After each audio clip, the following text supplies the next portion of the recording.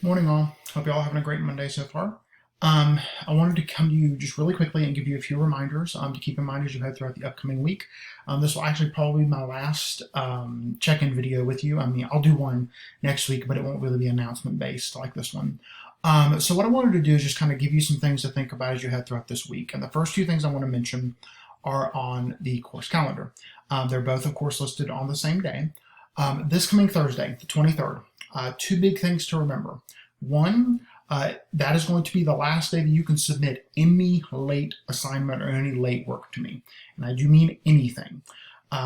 If as long as I have it by this Thursday at 5 o'clock, I will accept it and I will assess it. And you'll have the possibility to get a good amount of the credit that is still available for that assignment. If I receive anything after 5 o'clock on Thursday, I cannot accept it. I have this deadline in place every time I teach a class because there comes a point when I need to be able to start kind of wrapping up the grading for the class, the bulk of the grading for the class, and also getting your grade as close to what it will be going into the final paper that I hope you're starting to work on a little bit. So do keep in mind this Thursday, 5 o'clock, that is when I absolutely have to have your late work. And then, of course, there is the other extra credit assignment, visual rhetorical analysis for commercials. And let me actually go into the content and talk about this a little bit, because this might be something that you might have missed initially as you were looking through, as you were doing some of your work earlier in the course. Let's see if I can find it. Here it is. Okay. So for this particular assignment, what you're going to be doing is you're going to be utilizing the same visual rhetorical knowledge that you've used at various points in the class and analyze on one of the commercials that's below, and you can earn extra credit by doing so. What it's asking you to do is perform the analysis. It's going to help you strengthen your critical reading and thinking skills, which you've been doing all throughout the semester. But it's also going to help you be able to identify and make really compelling arguments, keeping in mind everything that you're doing with this particular assignment. So down here is the task. What you want to do is you want to answer the following questions, write up a 1 to 2 sentence thesis, and you can submit it. And what this will do is I will evaluate it accordingly, and I will go through and give you credit. And what this assignment can do is this assignment will serve to replace the lowest discussion board grade. I'll assess it, grade it, and replace it with the lowest discussion board that you have for the semester. And when I do make that replacement, I'll make sure to let you know in my comments, of course, in the assignment itself, where that's going to be applied. So if you would like to take advantage of this, a couple of you have already submitted this, and I will assess those over the course of the next few days. If you would like to do this, do know that this is due this Thursday, the 23rd, by 5 o'clock as well. And then the last thing I want to mention, I want to talk just a little bit about, is the final paper. So your researched essay. It is right here. Okay.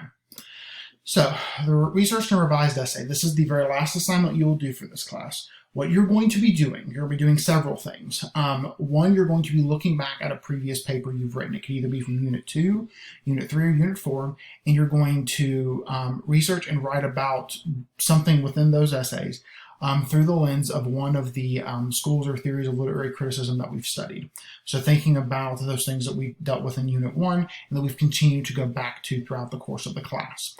This is really good because, one, it allows you to take what you take some of the ideas that you completed in a previous essay and add onto it in a thoughtful and meaningful way, but also it forces you to really look back at my feedback. And a lot of you did the other extra credit assignment that I offered that asked you to kind of critically engage with your feedback and kind of be really reflective, which is really good. That's one of the things that I impress upon any writer is if you get feedback from someone, whether it's a professor, a peer, whoever it might be, give yourself the time to truly look through and read through what you've been given and think about how you can improve on what you've written and keeping in mind the feedback that you've been given. So my suggestion would be to, again, follow all the instructions that are here. Make sure, and this is why it's up at the top, look at the Unit 5 discussion feedback from me and from your peers. All of the feedback you've gotten from both of those discussion boards, it's really critical that you take a look at that because, again, the comments that I made about your thesis statement and the comments I made about your sources, that should heavily impact how you move forward with this assignment. And if you haven't completed one or both of these particular discussion boards, The quicker you complete those and the quicker I know about them, the quicker I can assess them and give you the feedback to help you as you move forward with this particular process.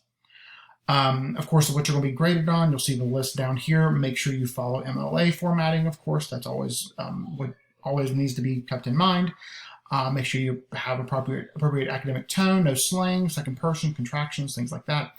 And of course, the length requirement is 750 to 1,000 words. And one of the things I'll be doing in the coming days, I'll post it again, but also keep in mind down here at the bottom is the rubric for this particular essay. If you would like to see how I'm going to be assessing you, as has been available for the other essays and the annotated bibs, here is the rubric for this particular essay. And the last thing to keep in mind is this is due on the 28th at 12 o'clock. This is also a firm deadline. I have to have them by noon.